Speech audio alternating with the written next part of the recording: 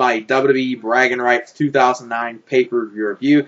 Just got done watching the pay-per-view. I gotta say, overall, this pay-per-view was actually a surpriser. I wasn't expecting this pay-per-view to be good at all. I was expecting this to be pretty much a throwaway pay-per-view, but this pay-per-view actually surprised me, especially the main event. Now, obviously, you know, the way you think of this pay-per-view is going to be depending on what you think of the main event. If you thought John Cena and Orton was a very good match, then you're probably going to overall think this pay-per-view was pretty good.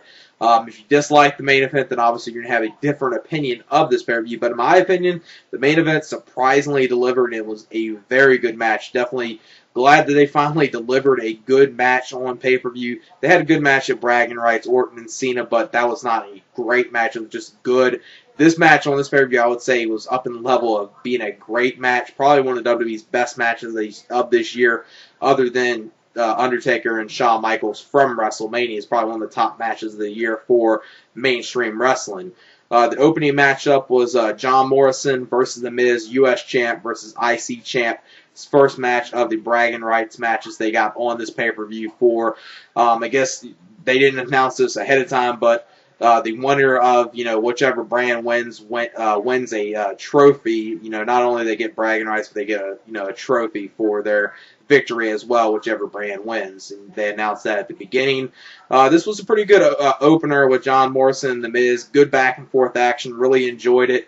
I kind of wish maybe it would have been given a little more time, but it was given probably a little more time than I was actually expecting them to. So, but these two, I think, could pull off, you know, a great, 15, 20-minute match. But obviously, with some time constraints with this pay-per-view, with the main event and the 7-on-7 match, obviously, some matches are going to be cut short. And this match probably, if you didn't have a 60-minute match, maybe would have been given more time. But what you saw from him was good. Now, the only thing that I disliked about the match was the ending of the match. The ending was a little weak. You saw, good back and forth action, like I said, and you saw some good counters, and just, a good, enjoyable match. But the ending it didn't kill the match, but it kind of hurt it a little bit. But it made sense for The Miz, at least the way he went over in this match and won the match. Now, John Morrison, I guess he was going up to the top, and he was going to do his twisting moonsault to The Miz, and The Miz pretty much stopped him from that and threw him off there, then pretty much rolled him up.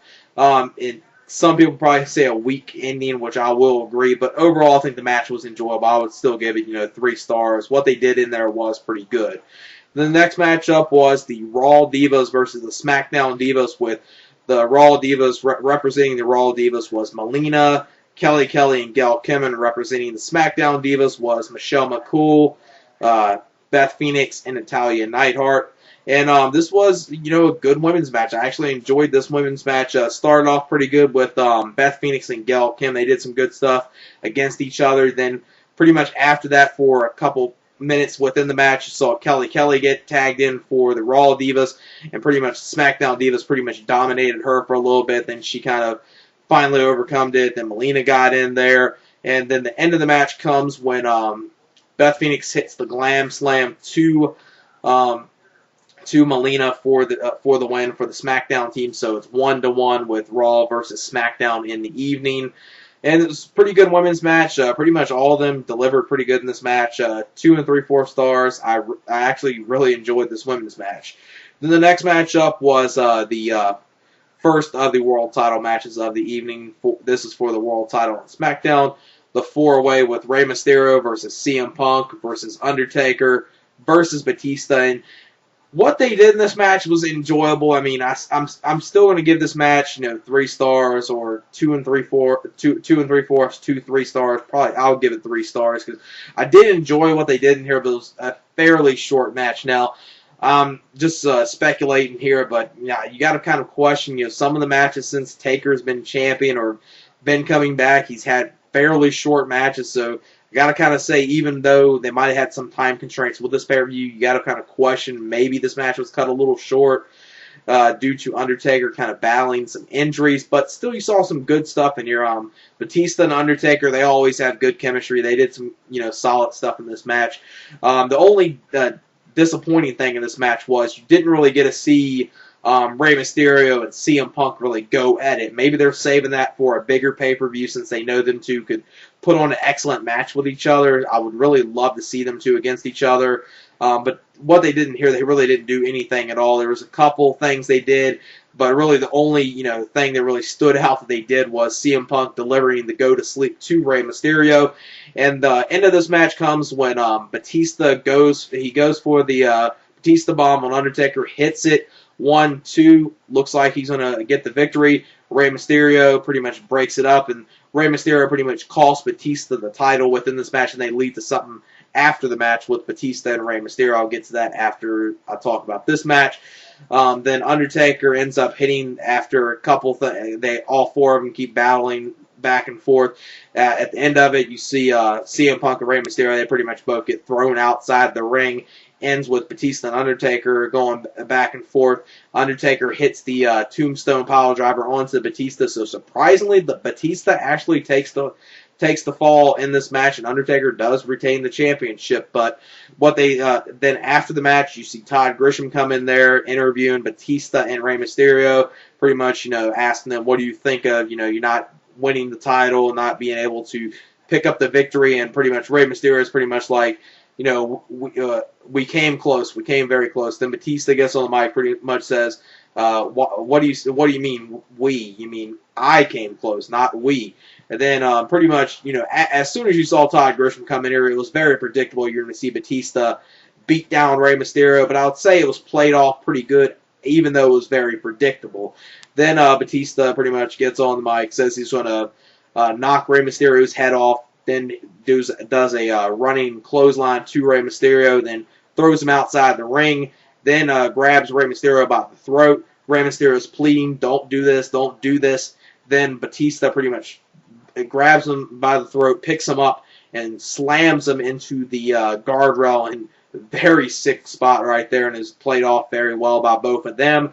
Then the referee comes out there. It looks like that's going to be the end of it. Then Batista kicks Rey Mysterio over the head, then Batista goes to the back. So, obviously, with this, we're probably going to see a Batista versus Rey Mysterio match or something involving them two at the Survivor Series pay-per-view. If they're not on opposite teams, they're going to obviously, be in a match against each other, which most people probably wouldn't expect much from it, but Rey Mysterio, he does do good against a lot of big guys. So with that, I'm thinking maybe Rey Mysterio can maybe have a good match with Batista, and they did set it up pretty good here. I did enjoy this little segment after the match, even though it was very predictable after the match that was going to happen, but I think it was played off very good. Then the next matchup was the 7-on-7 match, Team Raw versus Team Smackdown. Team Raw consisting of DX, Triple H, and Shawn Michaels. Big Show, Cody Rhodes, Jack Swagger, Kofi Kingston, and Mark Henry versus Team Smackdown, consisting of Chris Jericho, Kane, Matt Hardy, Finlay, R-Truth, David Hart Smith, and Tyson Kidd of the Hart Dynasty. And it's definitely good that they went into this pay-per-view and changed up the SmackDown team, because before this, it looked like the SmackDown team was very bad. They at least kind of made it even between the Raw and SmackDown teams, and SmackDown does go over, which the way they went over, I guess it shouldn't be really surprising, but it kind of surprises me that they had SmackDown go over in the pay-per-view 2-1. That's the thing that's surprising. Really, having the thing with Big Show at the end costing Raw, and chokeslam and Kofi Kingston and Jericho pinning him. It wasn't really too much of a shocker. Just the shocker of it was they had SmackDown go over as, looking like in this, as the top brand, but they're obviously going to be building up to a DX, Shawn Michaels, Triple H versus Jericho and Big Show at the Survivor Series pay-per-view, probably for the Tag Team Championships, Unified Tag Team Championships, with DX probably going over. I don't know how much longer they're going to have DX last, but, it's very over with the crowd, so it's understandable them not, ending it and continuing it and having them win the tag titles. Then maybe they can do something with the Hart Dynasty, having DX lose to them, because they did. That was probably the one part of this match I enjoyed the most, was what they did with the Hart Dynasty, David Hart Smith and Tyson Kidd against DX. That was really enjoyable, and what they did in there against each other, I think they could have a very good program against each other. Maybe they can do something, entangling the whole, Bret Hart screw job within it, even though I'm tired of WWE mentioning it. It could, be entangled with it and make a good feud out of it, and I think they could all four work very good with each other, because what they did in this match was very enjoyable. Jericho did some good stuff in here. It was a solid tag match. It wasn't anything, spectacular, but it was a good tag match. I would give it 3 stars. Then the main event was the 60-minute Iron Man match, no DQ, no countouts, with Randy Orton versus John Cena for the WWE Championship. And going into this, I think every single person wasn't expecting anything from this, but this was a surprisingly good match. It was very good and was pretty much enjoyable the whole 60 minutes, which I wasn't expecting at all. And thankfully, other than maybe 2 or 3 headlocks, this wasn't headlock Randy Orton. This was actually the Randy Orton that I think deserves, to be in the main event. If he could, deliver matches like this most of the time, then I'm like, he's deserving of being in the main event. But pretty much this whole year, he hasn't really done that. And this was, really a great match right here. Really enjoyed it. The first fall went to John Cena getting the first fall. Then Randy Orton got the second fall, so it was 1-1. Then they did a spot where within the ring where they had John Cena look like he was going to hit the attitude adjustment to Randy Orton. And Randy Orton he still took the impact from the attitude adjustment, but he hit the RKO at the same time. So it was kind of like, Cena hitting the attitude adjustment to him and Cena taking the RKO to him. Then they both fell down and their arms were on top of each other. So a double pinfall right there. So then it was 2-2. Then after that, you saw Cody Rhodes and Teddy DiBiase get involved. So that was, one thing that obviously you're going to have to do some part in this match. I was expecting maybe a DiBiase, turn here, but they didn't do that. Maybe they're still kind of dragging it out for a little bit longer. And then pretty much after a beatdown with them, Randy gets the third fall, so then it's 3-2. Then John Cena hits a attitude adjustment from the top rope to Randy Orton, and that's the third fall. So then it's tied 3-3. Then they get outside the ring and they go towards the ramp, and then there was this light fixture where the stage was. Randy Orton throws John Cena in there, and John Cena then takes the fourth fall right there. So it's 4-3 Randy Orton with the odds right there. Then they did one thing that it looked like they were going to do something cheesy that would have cost the match and really hurt the match. Thankfully, they didn't do it. And even though it was kind of cheesy, it at least made sense for Orton's character. What they did was John Cena was kind of going up towards the ramp, and then Randy Orton saw, the little pyro stuff where you could press it and the pyro goes off, and he kept on pressing that off, trying to, I guess, hit John Cena with the pyro, light him on fire or something. And then at one part, John Cena was then after that, Randy Orton gets on the ramp, gets a steel chair, and pretty much beats down John Cena for a little bit. Then John Cena then he pulls John Cena over to the part where the pyro is. Then Orton walks back down. Looks like they're going to do a really bad spot that could have killed the match, and they didn't do it. The pyro went off. John Cena moved out of the way, so it made sense for Orton's character. As stupid as it might have seemed to even try it, Orton's character is supposed to be so out there, and he's supposed to be so psycho. It made sense. Then, like I said, it was 4-3. It was 4-3 right there, I think, or maybe I think 4-3 right there. Then maybe John Cena got the next fall in a little bit. Then Randy Orton got the fifth fall. Might be mixing this up a little bit, the order of it, but I remember the way that they did the pinfalls. Then Orton gets the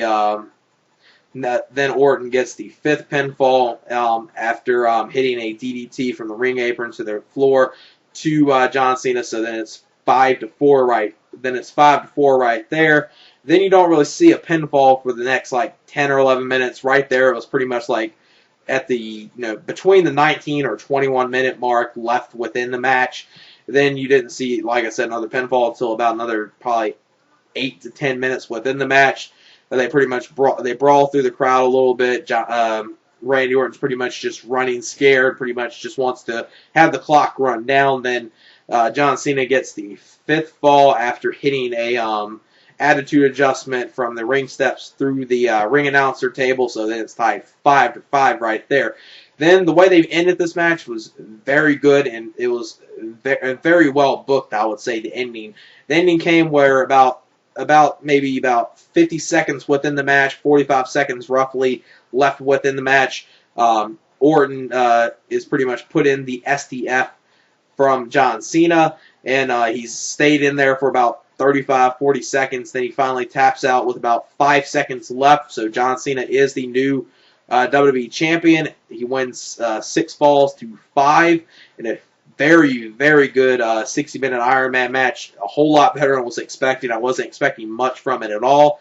And I would give that match right there easily 4 stars. Maybe even 4 1/4 stars, because it was definitely a great match right there with John Cena and Randy Orton. This is the type of match that I was expecting them to have either at SummerSlam or Hell in the Cell. They had a good match at Breaking Point, but this is definitely their best match. Probably one of their best matches they had against each other, maybe. I probably even like this more than their SummerSlam match in 2007. I really enjoyed that match a lot. And this was just a very well-booked match. It was enjoyable the whole 60 minutes, which even I like, Bret Hart and Shawn Michaels from WrestleMania 12, but I would even admit that about 20, 30 minutes of that match is a complete bore to me. And I like mat wrestling, and I would even admit some of that match is boring. But this match pretty much, kept you interesting the whole entire time, which is, very hard to do with no matter who the wrestlers are for 60 minutes. And especially since many of us weren't expecting much from this match, I got to give it to Orton and John Cena. They really pulled something out of each other and put on an excellent match, excellent main event. Like I said, 4 stars, maybe even 4 1/4 stars. Overall, I'll give the pay-per-view about a 7.5.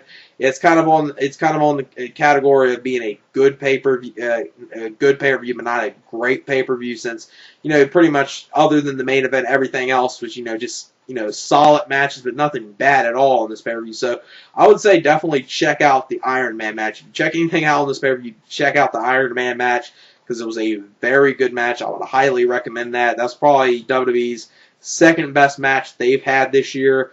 And as far as mainstream wrestling this year, it's probably one of the top, 5 matches this year within mainstream wrestling, WWE and TNA. So, yeah, that's it for my WWE Bragging Rights 2009 pay-per-view review. Peace.